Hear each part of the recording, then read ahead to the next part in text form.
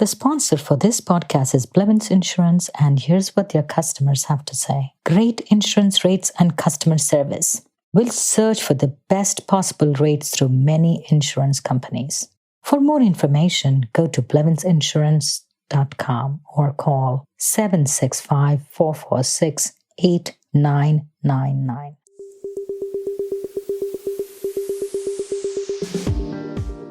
Mindful Businesses with Vidya Iyer from the recording studios of Q1067, Lafayette, Indiana. In our podcast, we bring to you brands which are mindful in their practices and processes.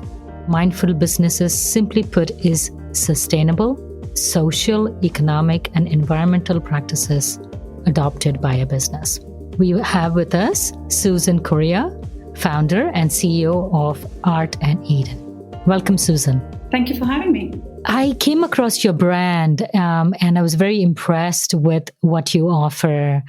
Can you tell me a little bit about how it began? What inspired you to start a clothing brand for children using organic cotton? So I've been in the business of fashion since over 2 decades. And prior to Art and Eden, I was leading 2 multi-million-dollar businesses. I've built global businesses across the world, India, Europe, Canada, and the United States. And I really was not searching to start a new business. I was very set in my professional career. I was, however, searching for a deeper meaning to life and to figure out what on earth was I put here for and how I could make a difference. And that journey led me to a school in Bangalore, India, to sponsor a meal program for children in need. On this long trip to India, I was reading 2 very powerful books. Mm-hmm. One was Seth Godin's Linchpin, mm-hmm. and the other was Jim Collins' Good to Great. And Good to Great was a very easy to understand business model. You've got to be best in the world for business to be a global brand. But what really intrigued me was Seth Godin's book, Linchpin. And he spoke about a new way forward for business, one that built something that was best for the world. He spoke about a journey of an artist that would undertake the journey of bravery, passion, courage, and put their best gifts into the world and let the universe then work on reciprocity.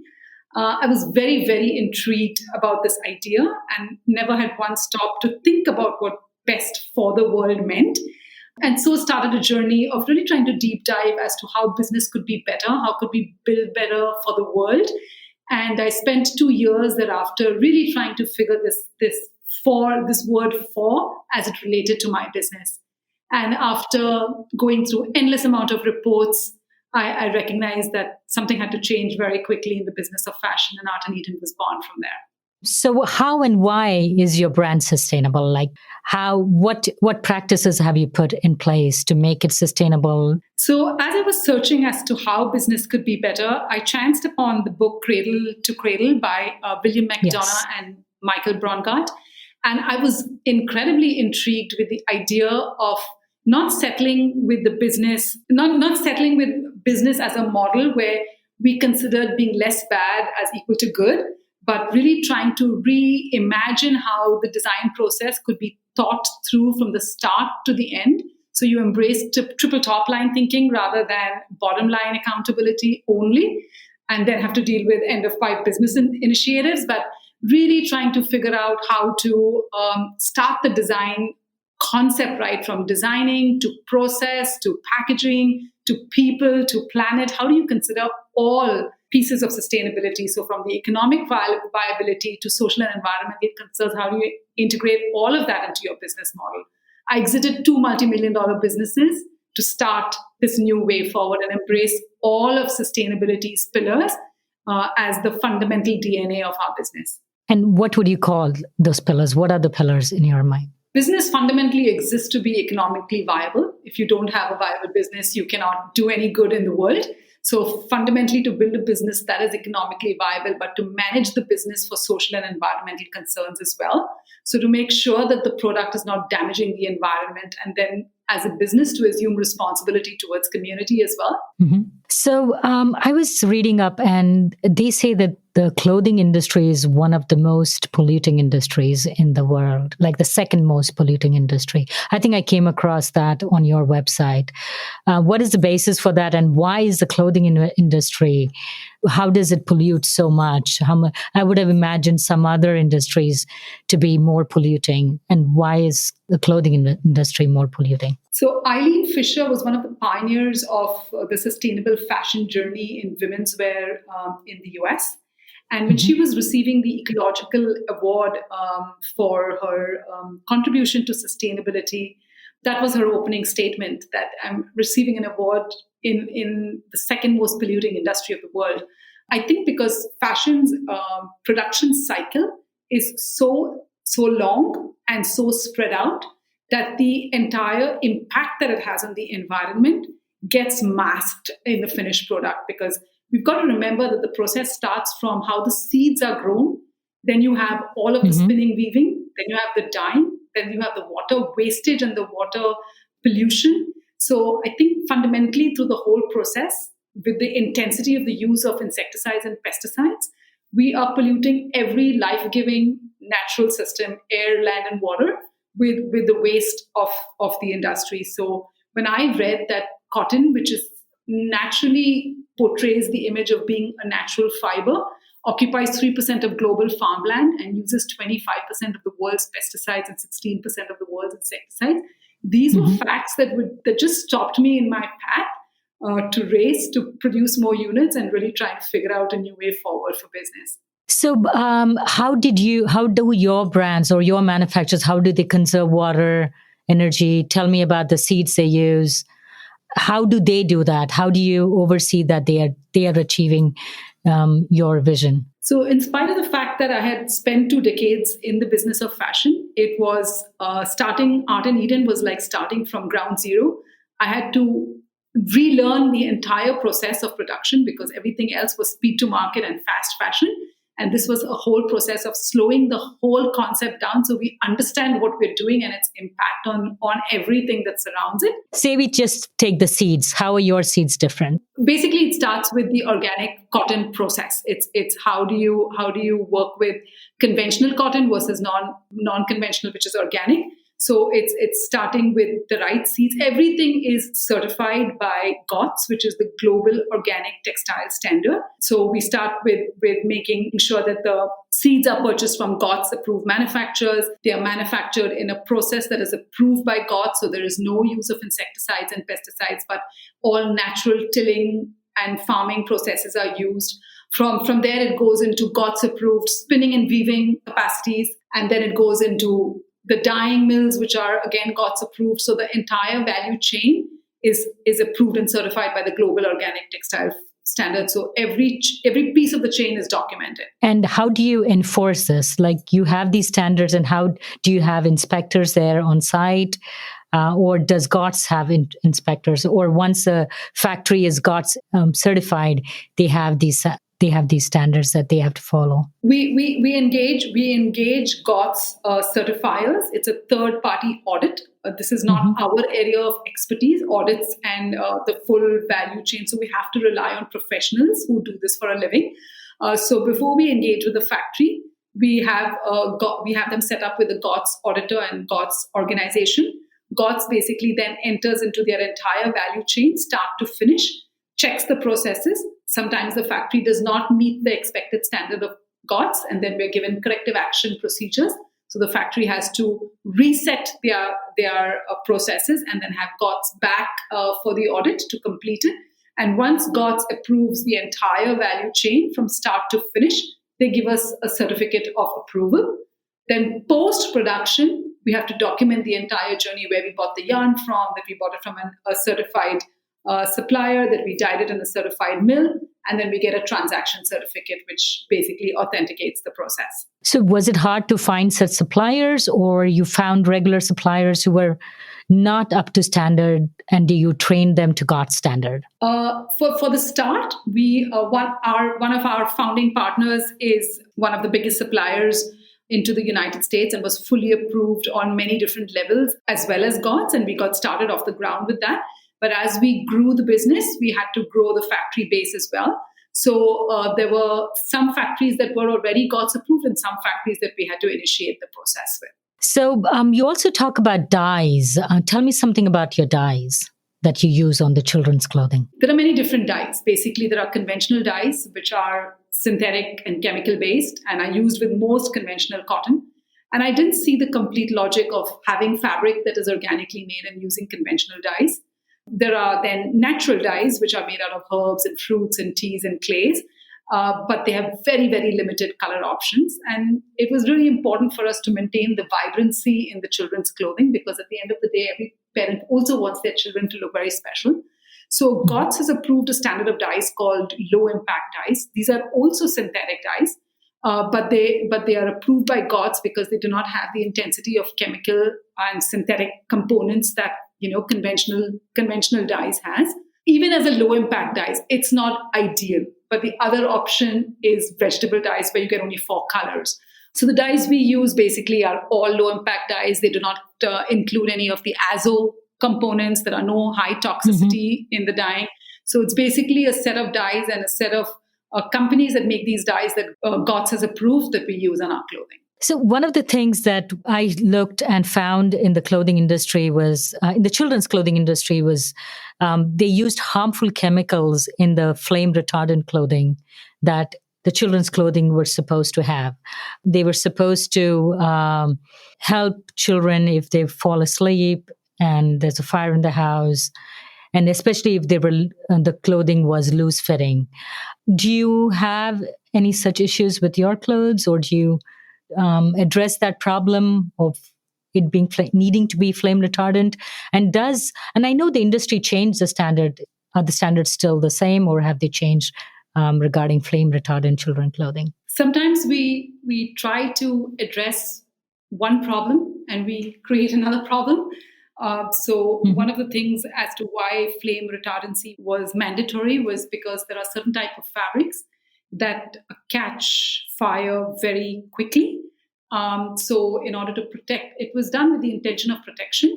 But the fact is that flame retardants, they are substances that are added to combustible materials that help provide safety in one way to the fabric, but are full of retardant chemicals that basically have other issues with skin sensitivity and things like that. With Art & Eden, we use only 100% cotton right now, and we don't have the requirement to use that on our fabric.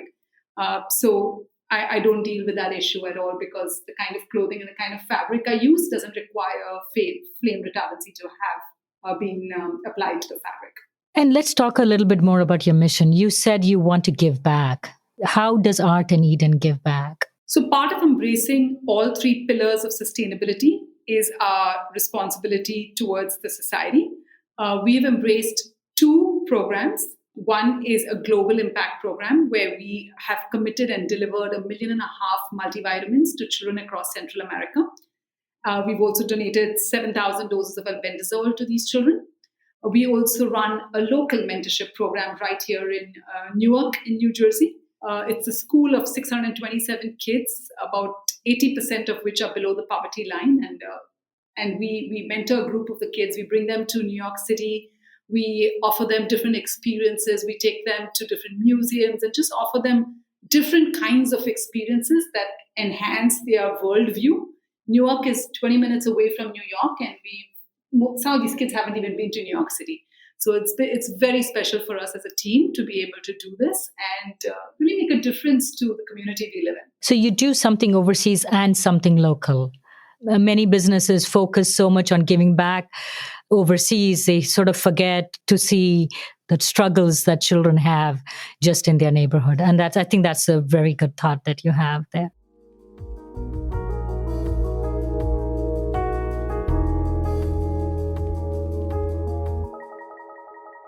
The sponsor for this podcast is Blevins Insurance.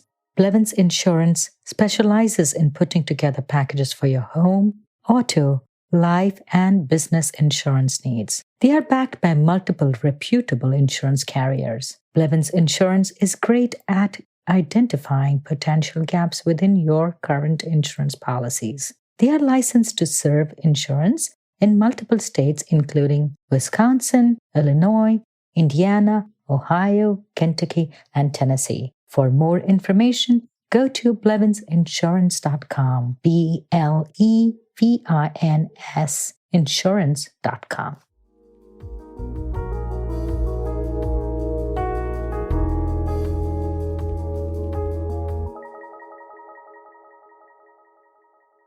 Your products, I saw they were whole range of products. What are the range of the age range? And they are for both boys and girls, or? Yes, we do from newborn to the age of 12, and we do both genders, girls and boys. Are your clothes very specific pink for girls, or are they gender neutral? How are they? We do a girls and boys line, and we do a gender neutral line. Because many times I think there is waste also. When talking about sustainability, we also talk about waste. So if you have a son and then you cannot use those clothes for a daughter, you have to go out and shop again. So I think part of sustainability should be that it could be reused for the next child, because the children wear these clothes for a very short time. And this way, you also are saving the environment by being able to reuse the clothes. Yeah. And I also noticed that your prices were reasonable for everything that you're achieving, everything that all your mission, you're trying to make it from really good quality cotton. How do your prices compare with, say, another brand which is not organic and a brand which is organic? That's very interesting, because when I started this whole journey of wanting to embrace sustainability as a business model, I read a number of reviews by moms on sites that were offering organic clothing, and all of them said, why does it have to be this expensive? Children are, like you said earlier, children are going to be in and out of this so quickly. Why does organic have to be something that is, so highly priced? And that was something very important to me as I started this journey, to make sure that I figure out the whole value chain in a manner that does not make it so unaffordable or affordable to only a small group of people. That was my mission from the day I started Art in Eden. I also have a very strong production background. I was a production solution from the top tier stores down to discount retailers before I started Art in Eden. So I have a very strong production and process background. And I think by virtue of having a very strong investing team on board our journey, we were able to manage for economies of scale and were able to build very efficiently. So most businesses, if they are efficient and they are mindful about having their costs low, and then they will be able to pass on the savings to the consumer. So I did see one more thing. You also have something about endangered species. What is that? We recognize at Art in Eden, we live very interdependent lives, and the human species is one of millions of species that inhabit the planet. It was very important for us to understand and embrace this, as we are so close to the earth in everything that we do. A lot of our graphics are very animal-centric, and it was one of our dreams to be able to partner with either Nat Geo or Discovery or Animal Planet, or someone that really embraces the whole ecosystem. And it was really, really cool when Discovery reached out to us for a partnership. And we did this entire partnership with them that brought awareness to endangered or vulnerable species. We launched it in 2019 of spring, and it was really a delightful collaboration to have. Do you recycle the clothes? I know some of the brands now, they say, bring back your clothes and we give you 10% off. Do you do any of those programs? So I spent 6 months before I started Art in Eden to make sure that I worked on the fabrication that we're working on. So it's not like fast fashion where you wear it a couple of times and you throw it. As you said, sustainability, how do you have multiple uses and multiple people using the clothes? And while maybe a girl's garment can't be transferred to a boy's sibling, it can be transferred to a cousin or to someone else in need or someone down the line. But we make sure that we tested our fabric so much that the sustainability piece keeps on extending into it. We have just started our business. We're just 2 years into the make. We have not yet done the reuse program, but we are looking at different models of how to continue making sure that our impact transcends the multiple uses of the clothing. Talking about multiple uses, have you heard about the business Rent the Runway? Yes, I have. There is a similar one for children, and their slogan also is sort of sustainability, because they think that the kids, especially 0 to 2, they wear each set of clothing for very few months. So they have a similar model where they send you a box of washed, reused clothing every week, or I'm not sure what the different plans are, but I was wondering if you had heard about them. I haven't heard about the children's. I haven't heard about the children's. I've definitely heard about Rent the Runway and other models in the women's area, but I haven't heard about. Do you know the name? I will try to find it for you. I was thinking also about the wages. There's always this, even like big companies, for even with all their inspectors on the ground, sourcing agents on the ground, overseas, fall prey to unethical practices on the part of the suppliers. How is yours different? How do you assure that the workers do receive their wages, they have their rights, they have bathroom breaks, they get, time off, health benefits? How do you assure all those things? Or does GOTS take care of all that? GOTS is one piece of the business. So GOTS is basically the sustainability value chain. We're very fortunate to have a really, really good group of factories that we're working with and who pride themselves on the way they treat their labor. So I had someone who was working with me who has a very intense background in social justice, who fundamentally believed that business could not be good. Business basically succumbs to many failures. So I sent her on a trip to India, and I said, you know what? I would like to substantiate your belief one way or the other.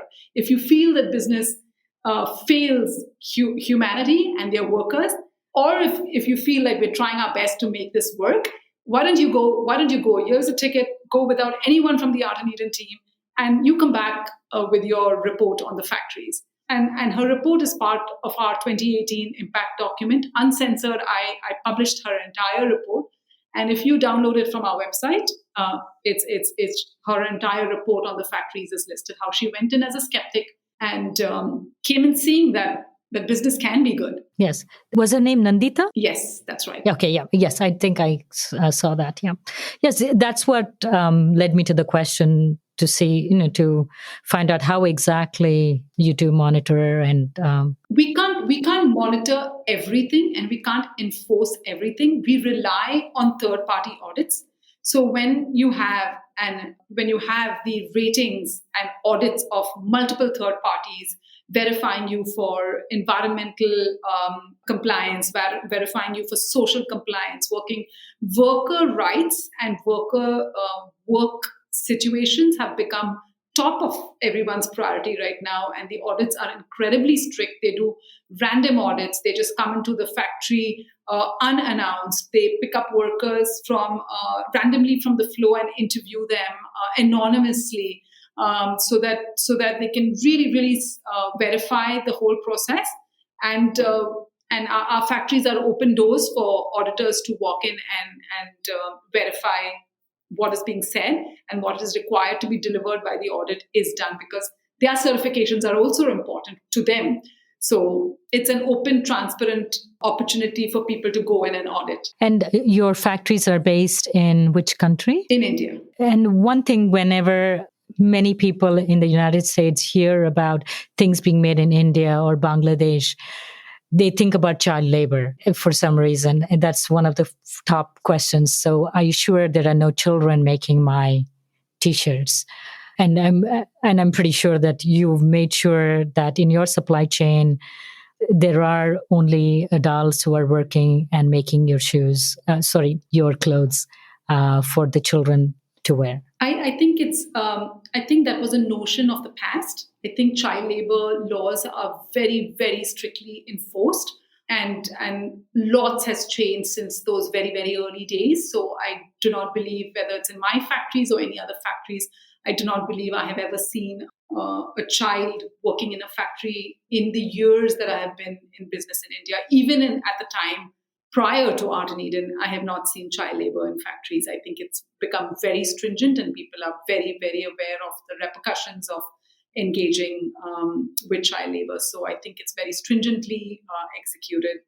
You don't see that happening anymore. So what are your future goals? Are you going to just stay with children's clothing? Are you going to expand to some other industries, maybe diaper bags? Art in Eden was born from a desire. It was born from the 2 books that I read. How does business be best in the world? By fundamentally focusing on being best for the world. I see Art in Eden become a global brand. I see it being a trusted place where parents can come and shop when they want to buy remarkable clothes that are responsibly made for their kids. So I see it expanding into a marketplace for goods that parents and loved ones can trust to buy things for children. I do not see us expanding into men and women's right now. I think there's so much to be done. We've taken a really good leadership position in standing for sustainability and embracing it in all of its components. And I just want to keep focusing and building on this path that we're on. It's just an amazing path and incredibly fulfilling for me and the team. So how big is your team? We're a group of about 9 people right now. And you're the sole founder. It was your idea. It was your vision to come up with this. There's never one sole person in anything that's built. I have an incredible group of investors, almost like co-founders that have built this company with me. I have an amazing gentleman called George Herdina. He's the ex-global president of Ralph Lauren, who reached out to me post seeing a podcast that I had done and has embarked on this journey with us to help build Art in Eden. I have Charlotte Taylor Wright, who is an amazing managing director of sales for North America. So my entire team, my design team, my branding team, everybody has played a part. I am one piece of the whole part. So where can one purchase these awesome coats for their children? So we are available with Nordstrom's, with Neiman Marcus, with Von Maur, and in about 200 stores, specialty stores across the country. We are available on artineden.com, and all of the stores are listed on our website as well. Thank you so much, Susan Correa, for joining us today. We were talking to Susan Correa from Art in Eden. Thank you for having me. It was a pleasure. If you're a creator or would like to recommend a mindful brand to be featured on our show, send us a message on our Facebook or Instagram page. Thank you to Jim Stone of Q1067 FM, playing the best of yesterday and today, for letting us use the studio for recording this episode. Thank you, Ryan Martin, our technical editor. Music for this podcast was composed by Tatum Gale. This is Vidya Iyer for Mindful Businesses.